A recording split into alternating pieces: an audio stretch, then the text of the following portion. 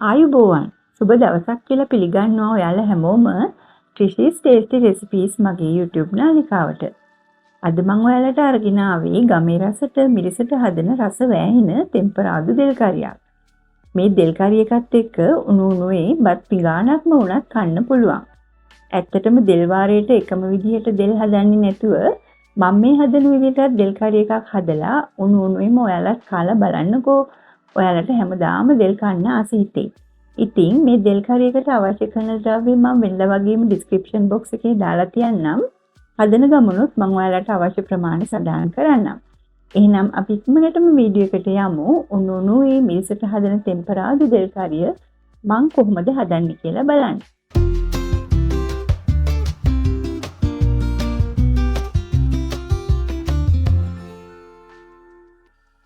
මෙන්න මේ වගේ හොඳට පැහුණු දෙල් ගෙඩියක් ඔයාලත් අරගන්න. පොත්ත ඉවත් කරගෙන මැද නාරටියත් ඉවත් කරගන්න ඕනි. කුඩා කැබලි වලට කපලා වතුර භාජනයකට දාගන්න, නැත්නම් ඉක්මනටම දෙල් කෑලි වලට කාට අල්ලනවා.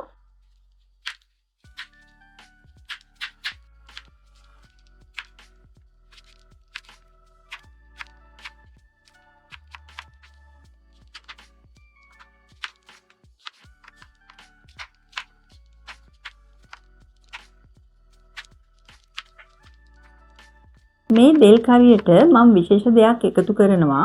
සූදුරු තේ හැන්දක්, අබ තේ හැඳි එකක්, කොත්තමල්ලි තේ හැඳි එකමාරක් අරගෙන හොඳට අඹර ගන්න ඕනි.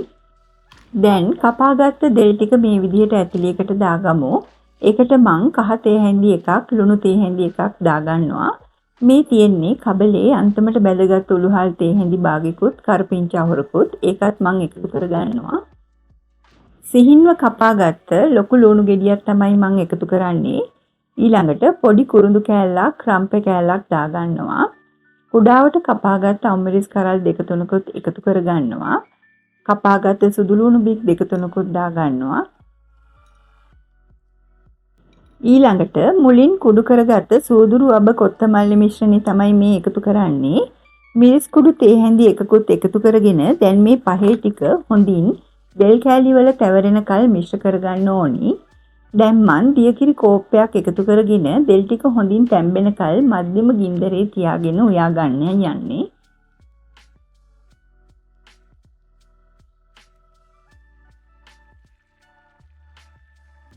බලමු දෙල් කෑලි ටික තැම්බිලාද කියලා. මේ වෙලාවේ දියකිරි ටික හිඳිලා දෙල් ටිකත් හොඳට තැම්බිලා තියෙන්නේ. දැන් මම මිටිකිරි කෝප්ප දෙක එකතු කරගන්නවා. හොඳින් මිශ්‍ර කරලා කිරි ටික එක්වරක් උතුරනකල් ලිපේ තියාගන්න ඕනි. මේ වෙලාවේ රසායන ලුණු එකතු කරගන්න පුළුවන්.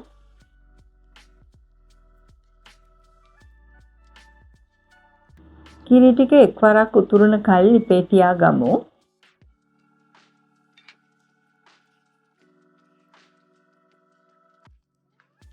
ඊළඟට මේ දෙල් කරියකට දාන රසම රස තෙම්පරාදුව හදාගමු. තාච්චියක් ලිපේ තියලා මම ඒකට පොල් තෙල් මේස හැඳි එකක් දාගන්නවා. තෙල් ටික රත් වෙනකොට අබ තේ හැඳි එකක් දාගන්නවා. ඒත් එක්කම කරපිංචා රම්පේ එකතු කරගන්නවා. ඊළඟට කුඩාවට කපාගත්ත සුදු ලුණු බික් 3-4ක් එකතු කරගන්නවා. දැන් හොඳින් මිශ්‍ර කරමින් තෙම්පරාදු කරගන්නවා. ඊළඟට මම හොඳින් සෝදගෙන වේලපු ඉස්සෝ ටිකක් මේ තෙම්පරාදුවට එකතු කරනවා. මේ විදිහේ තෙම්පරාදුවක් ඔයාලත් දෙල් කරියකට දාලා බලන්නකෝ. ඇත්තටම මාරම රහයි. ඉස්සෝ ටික බැදෙනකොට සිහින්ව කපාගත්ත බීලුණු ගෙඩි භාගයක් එකතු කරනවා. ඒත් එක්කම කුඩාවට කඩාගත්ත වේලි මිරිස් කරල් 4කුත් එකතු කරගෙන හොඳින් මිශ්‍ර කරමින් තෙම්පරාදු කරගන්න ඕනි.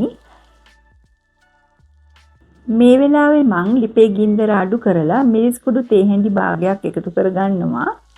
දැන් මේ රසම රස හරිම සුවඳ තෙම්පරාදුව මං හදපු දෙල් කරියට දාගන්නයි යන්නේ. ඉතින් ඔන්න හරිම රසට ගමේ ක්‍රමයට මිරිසට හදන තෙම්පරාදු දෙල් කරිය මං හදලා ඉවරයි. ඉතින් ඔයාලා මගේ මේ වීඩියෝ එකට කැමති නම් ලයික් කරලා යාළුවෝ අතරේ ෂෙයා කරන්න අමතක කරන්න එපා. තවමත් මාව සබ්ස්ක්‍රයිබ් කරලා නැත්නම් සබ්ස්ක්‍රයිබ් කරලා බෙල් අයිකන් එකක් ක්ලික් කරන්න කියලා මං ආදරෙන් ඉල්ලනවා. එහෙනම් මම අදට ගිහින් එන්නම්. තවත් රසවත් මෙවැනිම වීඩියෝ එකක් අරන් ඔයාලා හමු වෙන්න ඉක්මනටම එන්නම්. මගේ මේ වීඩියෝ එක නරඹපු ඔයාලා සියලු දෙනාටම බොහොම ස්තුතියි.